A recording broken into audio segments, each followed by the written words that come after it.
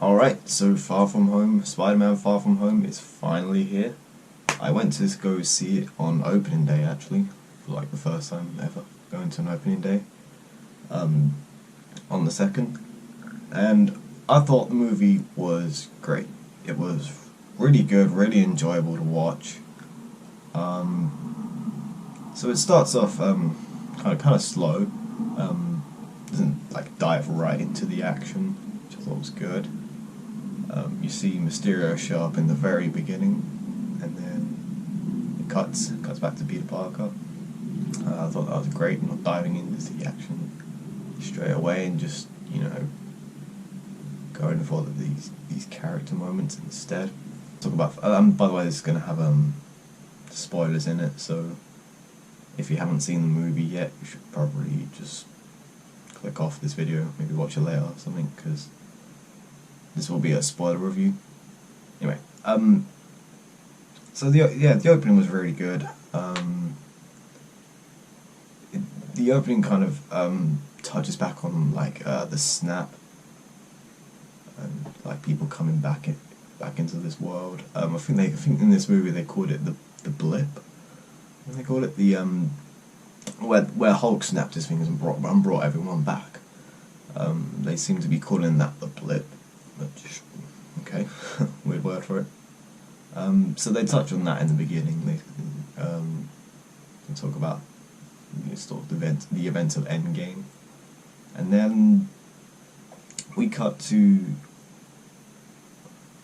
Parker going on vacation. So I thought in this movie, Act 1 and Act 2 kind of sucked. It had its moments, don't get me wrong. But I like Act 1 and Act 2 kind of sucked, but Act 3 was really very good. Act 3 was absolutely amazing. So we cut to the first fight, which is in Italy, Venice, and it's against these those elemental creatures. I think in the movie they call them, Nick Fury calls them clones, does he? I believe Nick Fury calls them the clones, but they're kind of like elemental monsters, if you like. And the first one is against Water One. And then Mysterio, who I will touch on later. He shows up, and he's the one kind of fighting the monster. Peter Parker's kind of not really doing anything. He's trying to get the people out of there, but I don't think he kind of like full on actually saves many people. Like, there's this one part where he sees the bridge like full of people running, and then he sees the elemental creature going for the bridge, and the way he gets there is pretty cool. But by the time he gets to that bridge, like, there is only one person on that bridge, and all he does is kind of like give him momentum to run. Like, he doesn't actually full on like save him, so to speak. But obviously Peter Parker's trying to cover his identity still, because not the whole world knows that he is Spider-Man. So, and Peter and MJ. In this movie they were a lot better. I really liked MJ in this movie. The romance between the two is really good. It feels so very real. It's very true, which I really liked. It kind of gives you what you want, because I think before seeing this movie, everyone's kind of like, oh, this kind of what's going to happen with Peter and MJ. Is it going to happen? Will it break? And yes, it does. And so yeah, they developed the romance between those two characters, which I really liked. It was great. And then we got to Act 2. We get into another fight with the elemental creature. This one's the fire one, which is we're made to believe that's the strongest of all the clone creatures. This fight was arguably worse. Like, still, Spider-Man isn't really doing anything. Like, there's even this one point where Mysterio literally tells him to hang back and not engage. That's kind of like, well, like, this is a Spider-Man movie. Like, he should be the one that's, you know, the one that's actually full on taking on these villains, these creatures. Because like think about Captain America, Thor, Iron Man, almost any other Superman, or almost any other superhero movie. Like, are they hanging back? Like, no, dude. You do not see Captain America or any of the Avengers hanging back. Like, I thought that was a bit of a risky move or whatever, but yeah. And the twist on the movie, for me, I had a hunch that Mysterio would turn out to be the villain. So I wouldn't say it was full on predictable, but it was kind of predictable. Like, I kind of thought this. I was kind of thinking this like before I even watched the film. Like, even just after the first trailer, I was kind of like, I feel like Mysterio's going to be the villain, and he was. So for me, the plot was a little bit predictable. Like, the main plot twist was pretty predictable. So we cut to Act 3, which this whole third act was just amazing to watch, dude. Like I said, I had a lot of fun watching this movie, but this second act, oh no, this third act, sorry, was incredible. Just the Spider-Man just really steps up. He gets a new suit.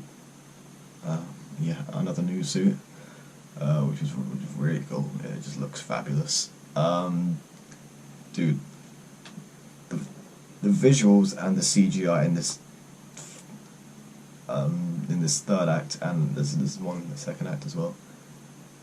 That scene where, you know, Spider-Man turns on he gets clutched into that reality, and he has to use his Spidey senses. I thought that was so good, dude. I honestly love that. I thought that was crazy. Like those visuals and the CGI level was like above Infinity War level. I fucking loved watching that scene. That was honestly fantastic, the way it ended.